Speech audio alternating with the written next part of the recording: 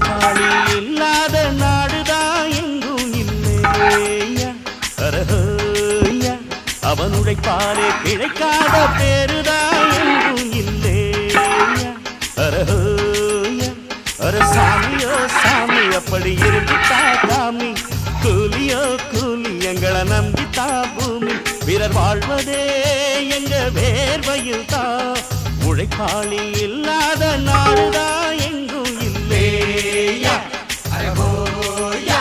அவன் உழைப்பாலே பிழைக்காத பேருதான் எங்கும் இல்லை